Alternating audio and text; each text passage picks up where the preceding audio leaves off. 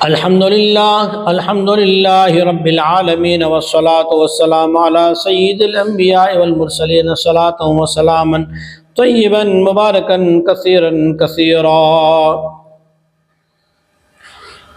غزوہ بدر کے مال غنیمت کے بعد نبی کریم صلی اللہ علیہ وسلم کے واسطے سے اللہ تعالیٰ نے صحابہ کرام کو جو سبق دیا تھا، تقوی، اللہ کی اطاعت اور محمد رسول اللہ صلی اللہ علیہ وسلم کے اتباع کے اندر زندگی گزارنا، یہی مومنین کا کام ہے، یہی مقصد ہے۔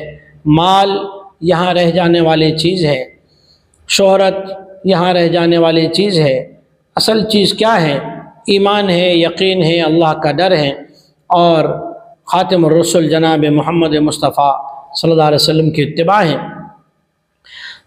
اور یہ صفت جن میں پیدا ہو جائے ان کی کچھ نشانیاں ہوتی ہیں۔ کیا نشانیاں ہیں؟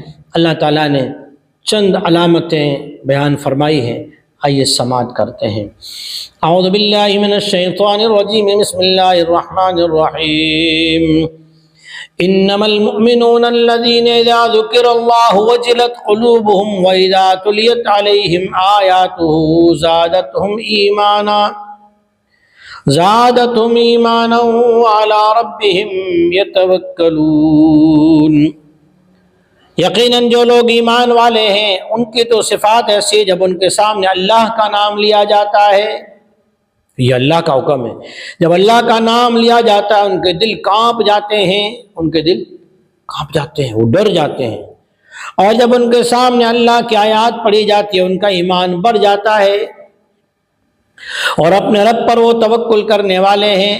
اللہ رب العالمین نے اس آیت کریمہ میں مومنین کی 3 صفات بیان کیے ہیں کہ جب تک اپنی رائے پیش کر رہے تھے تو اپنی رائے کہ مالی غنیمت کس کا ہے یا اس کا فیصلہ کیا ہے کہ ہمارا حق ہے، لیکن جیسے اللہ کا نام آیا کہ اللہ نے حکم دیا ہے، اپنے ساری عقل کو، سوچ کو چھوڑ دیا، ساری باتیں اپنی انہوں نے چھوڑ دی اور نبی کریم صلی اللہ علیہ وسلم کی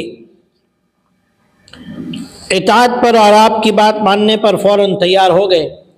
ایک، ان کے دل ڈر جاتے ہیں اللہ کا جب نام آئے۔ دوسری بات، جب آیات سنائی جاتی ہیں، قرآن کی تلاوت کی جاتی ہے، ان کا ایمان بڑھتا ہے۔ تمام مفسرین کا اس بات پر اجماع ہے کہ آدمی جب اعمال صالحہ کرتا ہے تو اعمال صالحہ کے ذریعے سے، نیکی کے ذریعے سے ایمان جو ہے وہ بڑھتا ہے۔ یہ ایمان کی صفت ہے۔